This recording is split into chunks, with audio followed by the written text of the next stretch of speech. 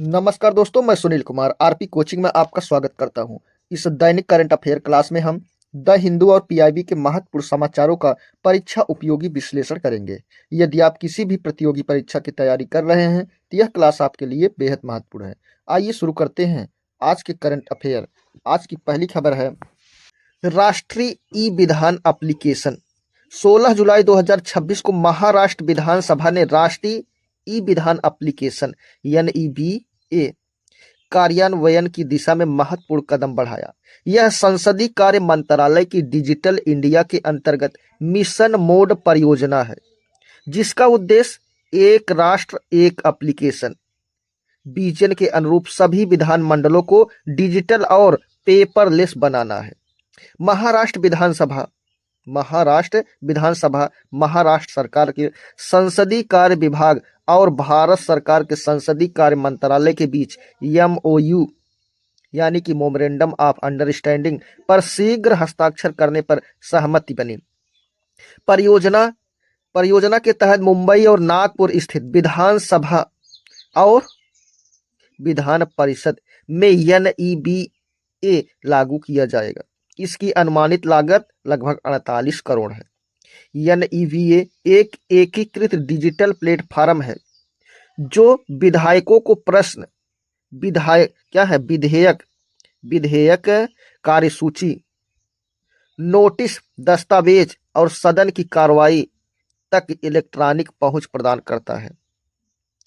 इसका उद्देश्य पेपरलेस, पारदर्शी, सुलभ एवं नागरिक केंद्रित विधानमंडल स्थापित करना है। परियोजना 673.94 करोड़ के कुल परिव्यय से स्वीकृत है। इसका लक्ष्य 37 राज्यों एवं केंद्र शासित प्रदेशों की विधानसभाओं का डिजिटलीकरण करना है। अब तक 33 राज्यों केंद्र शासित प्रदेशों ने MOU पर हस्ताक्षर किए तथा 21 विधानसभाएं पूर्ण डिजिटल सदनों में परिवर्तित हो चुकी है। NEVA भारत में डिजिटल विधायी शासन, डिजिटल लेजिस्लेटिव गवर्नेंस को बढ़ावा देने वाली महत्वपूर्ण पहल है। इससे विधायी कार्य अधिक पारदर्शी, दक्ष, कागज रहित और नागरिक अनुकूल होंगे तथा डिजिटल इंडिया और ई गवर्नेंस के लक्ष्य को मजबूती मिलेगी। अगली खबर है, मुख्य औद्योगिक सूचकांक ICI 17 जुलाई 2026 को उद्योग एवं आंतरिक व्यापार संवर्धन विभाग DPIIT के आर्थिक सलाहकार कार्यालय OEA office of the economic adviser ने घोषणा की कि 20 जुलाई 2026 से मुख्य औद्योगिक सूचकांक index of core industries ICI की संशोधित श्रृंखला आधार वर्ष 2022-23 के साथ जारी की जाएगी। यह नई श्रृंखला 2011-12 आधार वर्ष वाली पुरानी श्रृंखला का स्थान लेगी। संशोधित ICI श्रृंखला में लौह अयस्क यानी आयरन ओर को पहली बार उद्योग के स्थान में उद्योग के रूप में शामिल किया गया है। इसके साथ ही मुख्य उद्योगों की संख्या 8 से बढ़कर कितना हो गई है? 9। पहले कितना था? 8। अब कितना हो गया? 9। नौवां कौन जुड़ा? आयरन ओर यानी लौह अयस्क। इस्पात के लिए शुद्ध उत्पादन के स्थान पर सकल उत्पादन के आंकड़ों का उपयोग किया जाएगा। ICI का संकलन मासिक आधार पर किया जाता है। कब किया जाता है? कैसे किया जाता है? मासिक आधार पर। संशोधित विज्ञप्ति में जून 2026 का अंतिम सूचकांक तथा अप्रैल 2023 से मई 2026 यानी 38 माह तक का पिछला डेटा भी शामिल होगा। इसके भार यानी weight IIP index of industrial production 2022-23 श्रृंखला के अनुरूप निर्धारित किए गए हैं। कोयला क्षेत्र में संशोधित श्रृंखला में केवल कच्चा कोयला यानी रॉ कोल शामिल किया गया। धुला हुआ कोयला यानी वासेट कोल, धुला हुआ कोयला किसकी बात हो रही है? धुला हुआ कोयला मतलब राख और अन्य अशुद्धियों को यहाँ पर हटाया जाता है। और इसके बाद जो कोयला होता है उसको क्या कहते हैं? वाष्ट कोल यानी धुला हुआ। और मध्यम श्रेणी का कोयला मतलब इसको साफ वाफ नहीं किया जाता है, को दोहरी गणना से बचने के लिए बाहर रखा गया। ICI का संकलन आर्थिक सलाहकार कार्यालय OEA DPIIT द्वारा किया जाता है। आधार वर्ष 2022-23 पर आधारित नई ICI श्रृंखला भारत के औद्योगिक प्रदर्शन का अधिक सटीक, उद्यतन और यथार्थवादी आकलन प्रदान करेगी। इससे औद्योगिक नीति निर्माण, आर्थिक विश्लेषण और विकास की निगरानी अधिक प्रभावी होगी। अगली खबर है जनगणना 2027 सेंसस 2027। भारत में पहली जनगणना कब हुई थी? हमको याद करना है 1872। कौन कराया था? लॉर्ड मेयो ने। पहली दस की जनगणना कब हुई थी? 1881। इसको किसने कराया था? Lord Ripon. ये जो 2027 में जनगणना हो रही है, यह भारत की किस नंबर की जनगणना है? तो 16वीं जनगणना है। अगर पूछा जाए स्वतंत्रता के बाद यह भारत की किस नंबर की जनगणना है, तो याद रखना है 8वीं जनगणना है। कौन सी जनगणना है? 8वीं जनगणना है। यहाँ पर देखते हैं 2027 की जनगणना के विषय में। 17 जुलाई 2026 को जनगणना 2027 के प्रथम चरण मकान सूचीकरण एवं मकानों की गणना, हाउस लिस्टिंग ऑपरेशन यानी HLO के अंतर्गत तमिलनाडु और त्रिपुरा में स्वगणना की गई। यह सुविधा 31 जुलाई 2026 तक उपलब्ध रहेगी। 1 अगस्त से 30 अगस्त 2026 तक इन राज्यों में प्रगणकों द्वारा घर घर जाकर जनगणना की जाएगी। केरल और नागालैंड में HLO हाउस लिस्टिंग ऑपरेशन का क्षेत्रीय कार्य 30 जुलाई 2026 तक जारी रहेगा। अब तक 29 राज्यों एवं केंद्र शासित प्रदेशों में प्रथम चरण का कार्य सफलतापूर्वक पूरा हो चुका है। भारत की जनगणना 2027 पहली बार डिजिटल जनगणना है। इसमें डेटा संग्रह, समर्पित मोबाइल ऐप तथा सेल्फ एनुमरेशन पोर्टल क्या है? se.census.government.in के माध्यम से किया जा रहा है, जबकि पारंपरिक घर घर जाकर गणना की व्यवस्था भी जारी रहेगी।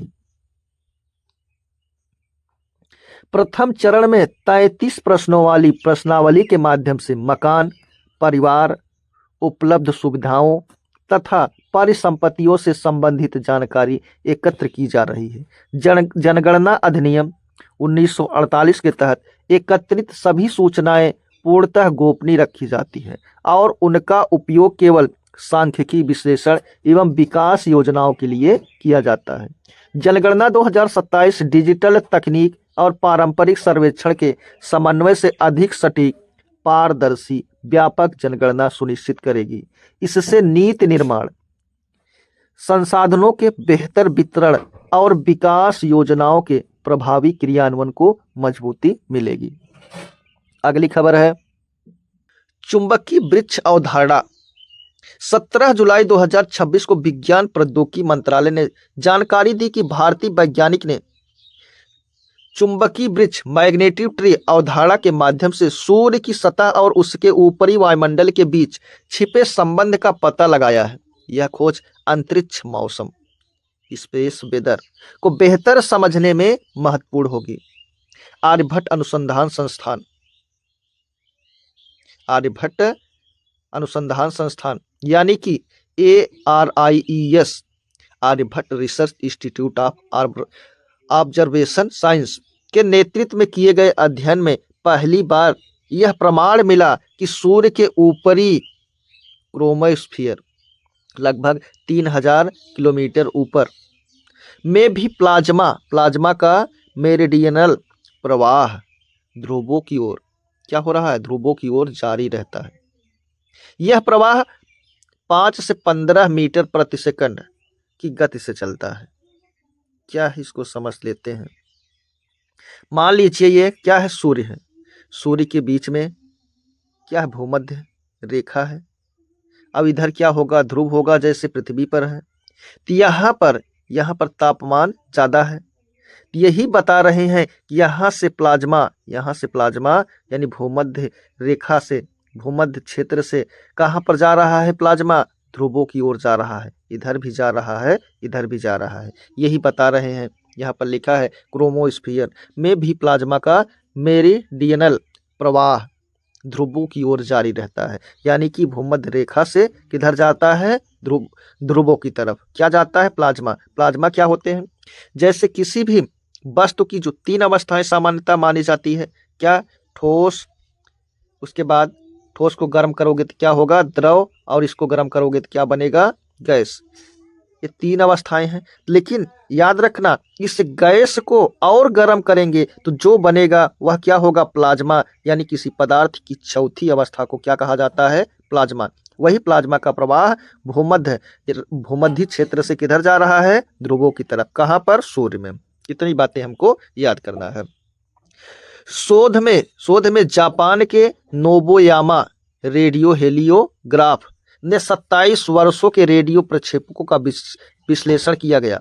अध्ययन में नई इमेज कोरिलेशन तकनीक, ये क्या है, कोरिलेशन, दो घटनाओं पर आंकड़ों के आपसी संबंध को जानने की विधि को कोरिलेशन तकनीक कहते हैं, का उपयोग कर यह पता लगाया गया कि सूर्य की ऊपरी परतों की चमकीली संरचनाएं गहरे चुंबकीय क्षेत्र से जुड़ी रहती है। यही संबंध क्या कहलाता है, चुंबकीय वृक्ष। क्या कहलाता है, चुंबकीय वृक्ष कहलाता है। अवधारणा को सिद्ध करता है। यह अध्ययन द एस्ट्रोफिजिक्स जर्नल, ये क्या है, यह एक पत्रिका है जो अमेरिका देश से प्रकाशित होती है, जो वैज्ञानिक शोध पत्रिका भी से कहा जाता है। इसमें आर्यभट्ट, किसकी बात हो रही है, आर्यभट्ट प्रक्षेप विमान अनुसंधान संस्थान, DST, department science and technology, PRL physical research laboratory, IIT Delhi, Indian institute of technology Delhi, IIST Indian institute of space science and technology, NASA का कौन, गोडार्ड स्पेस फ्लाइट सेंटर, कहाँ का, USA का, के वैज्ञानिक इसमें क्या है, शामिल है। इतनी संस्थाओं के वैज्ञानिक इसमें क्या हुए, शामिल। यह शोध सौर डायनमो यानी सोलर डायनमो क्या है, सूर्य के अंदर प्लाज्मा की गति और घूर्णन से चुंबकीय क्षेत्र बनने की प्रक्रिया को सौर क्या कहा जाता है, सोलर डायनमो कहा जाता है। और सूर्य के 11 वर्षीय सौर चक्र को समझने में यह सहायक होगा। यह खोज सूर्य के ऊपरी वायुमंडल और आंतरिक चुंबकीय गतिविधियों के बीच गहरे संबंध को स्पष्ट करती है। इससे सौर तूफानों, उपग्रहों, संचार प्रणालियों, GPS तथा विद्युत ग्रिड पर पड़ने वाले अंतरिक्ष मौसम के प्रभावों का बेहतर पूर्वानुमान लगाने में मदद मिलेगी। अगली खबर है अल्ट्राटेक सीमेंट बागा श्रमिक समझौता। 17 जुलाई 2026 को श्रम एवं रोजगार मंत्रालय ने बताया कि हिमाचल प्रदेश के बागा, कहां पर, बागा स्थित अल्ट्राटेक सीमेंट वर्क्स में कार्यरत संविदा श्रमिकों से जुड़े औद्योगिक विवादों का समाधान मुख्य श्रम आयुक्त की सुलह प्रक्रिया के माध्यम से किया गया। यह समझौता 10 जुलाई 2026 को संपन्न हुआ। ये बातें याद रखना। इस समझौते से प्लांट के 284 संविदा श्रमिकों को अगले 5 वर्षों में लगभग 15 करोड़ रुपए की वित्तीय लाभ मिलेगा। इससे औद्योगिक सद्भाव स्थापित होगा तथा श्रमिकों की सेवा शर्तों में सुधार होगा। समझौते के तहत पहले वर्ष में 6000 प्रति माह वेतन वृद्धि, पदोन्नति नीति, ऊनी जैकेट की आपूर्ति तथा वैधानिक बोनस का समय पर भुगतान सुनिश्चित किया गया। इससे श्रमिकों के कल्याण और सामाजिक सुरक्षा को मजबूती मिलेगी। सुलह प्रक्रिया का संचालन उप मुख्य श्रम आयुक्त चंडीगढ़ ने किया। समझौते में अल्ट्राटेक सीमेंट वर्क्स, लाल झंडा सीमेंट प्लांट वर्कर्स यूनियन तथा अल्ट्राटेक सीमेंट कामगार संघ BMS भारतीय मजदूर संघ ने इसमें भाग लिया। यह समझौता श्रम कानूनों के प्रभावी अनुपालन, श्रमिक कल्याण और औद्योगिक विवादों के संवाद एवं सुलह के माध्यम से समाधान का उत्कृष्ट उदाहरण है। इससे औद्योगिक शांति, उत्पादकता और श्रमिकों के सामाजिक आर्थिक हितों को बढ़ावा मिलेगा। दोस्तों ये क्लास यहीं पर समाप्त होती है। अगर क्लास पसंद आई हो तो लाइक शेयर सब्सक्राइब करना ना भूलें। आरपी कोचिंग के साथ मैं सुनील कुमार, धन्यवाद।